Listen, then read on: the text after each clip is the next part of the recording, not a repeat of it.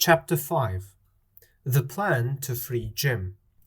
When I heard that, I nearly fell through the floor, but it was a big piece of luck. It was easy for me to be Tom Sawyer because Tom was my best friend. He and his brother Sid lived with their Auntie Paul up in St. Petersburg, and I knew all about them. Now I learned that Aunt Polly had a sister who was Mrs. Phelps. She and her husband were Tom's Aunt Sally and Uncle Siler, and Tom was coming down south by boat to stay with them for a bit. We all sat there talking, and I could answer all their questions about the Sawyer family. I was feeling really happy about this when suddenly I heard a boat on the river. Tom could be on that boat, I thought. He's going to walk in here and call out my name before I can stop him. I've got to go and meet him. So I told the Phelpses that I would go into town to get my bags, which were at the boat station. I hurried up the road, and before I was halfway to town, there was Tom Sawyer coming along. When he saw me, his mouth fell open, and he looked a bit white in the face. "Aren't you dead?" he said. "Everybody said that you were murdered." "I'm not dead yet," I said. "But listen." I told him about my adventures, and Tom loved all that. Then I told him about the Phelpses and that they thought I was Tom Sawyer. "What shall we do?" I asked him. Tom thought for a bit, and then he said, "I know.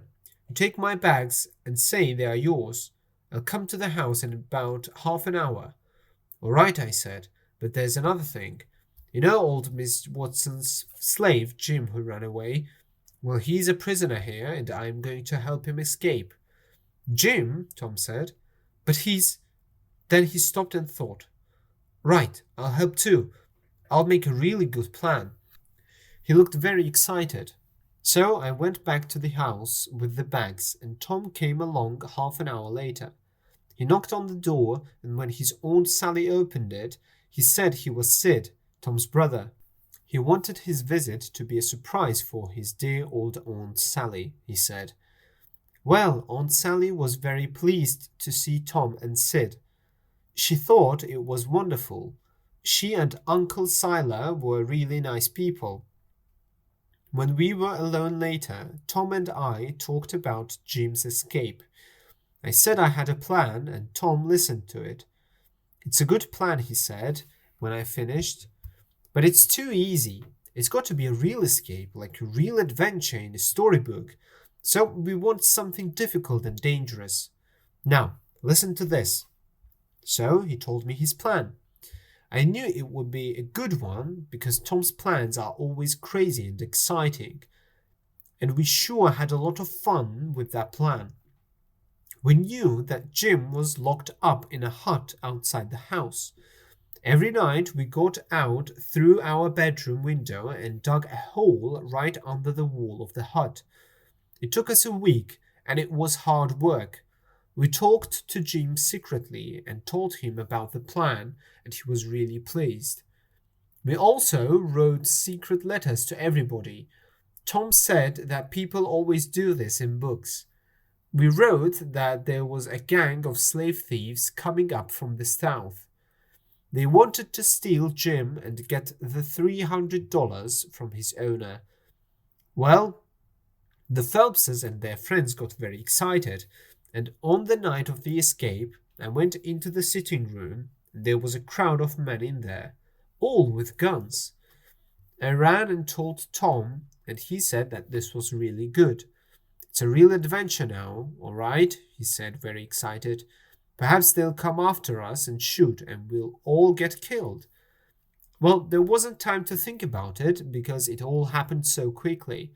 We got Jim out through the hole under the wall and began to run down to the river. But the men heard us and came after us. They began to shoot, and so we ran as fast as we could to the canoe. We got in it and went over to Spanish Island. My raft was there, and our plan was to escape on that and go on down the river. "Now, Jim," I cried, "you are a free man." We were all very happy, but Tom was the happiest of all, because he had a bullet in his leg. When Jim and I heard that, we weren't so happy.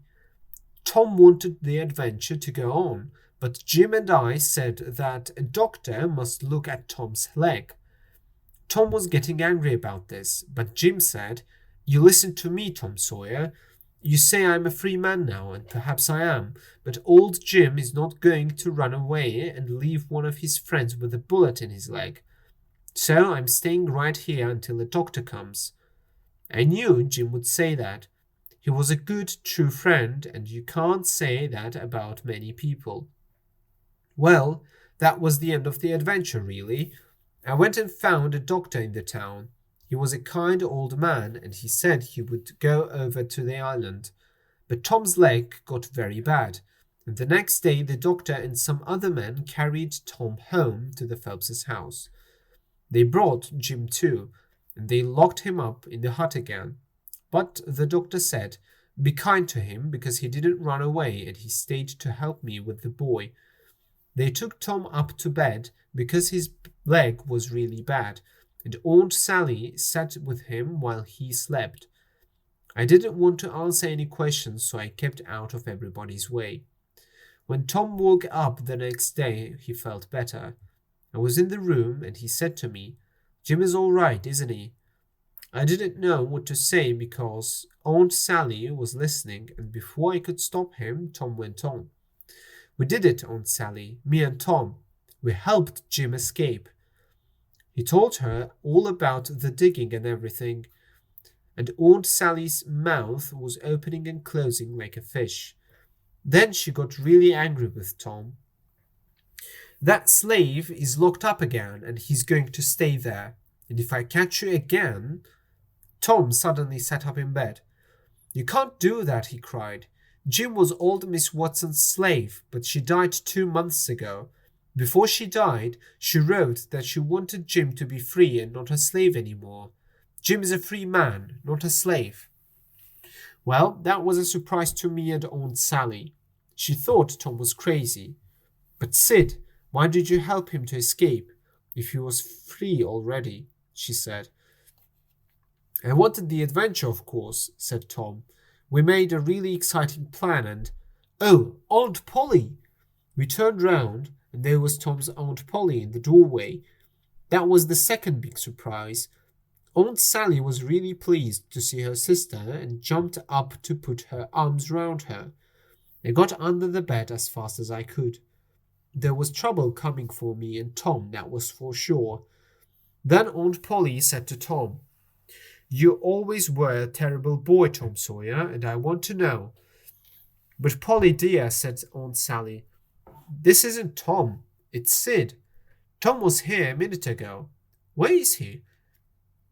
"Where's Huck Finn, you mean?" replied Aunt Polly. "Come out from under that bed, Huck Finn." So Tom and I had to explain everything. Aunt Polly said that Aunt Sally wrote and told her that Tom and Sid were there. She knew it wasn't true, so she decided to come and find out what was happening. But she said that Jim was a free man now. We got Jim out of the hut, and Aunt Sally and Uncle Siler were really nice to him. Later, Tom, Jim, and I had a long talk by ourselves. Tom talked, and then he said, "Let's all three of us run away one night and go and have adventures in the country down south." It sounded like a good plan to me. "The only thing is," I said, "I haven't got any money to buy the right clothes and things. All my money back in St. Petersburg will be in Pap's pockets by now." "No," said Tom. "Your money is all there. Your Pap never came back." "No, and he won't come back, Huck," Jim said. "Remember that dead man on the river when I said don't look at his face? Well, that was your Pap. You can get your money when you want. Tom's leg is almost better now, and I haven't got any more to write about. I'm really pleased about that because it was very difficult to write a book and I won't do it again. But I think I'm going to have to run away before the others because Aunt Sally wants me to live with her. I'll have to sleep in a bed and wear clean clothes and learn to be good, and I can't do that again. I've done it once already. The end. Yours truly, Huck Finn.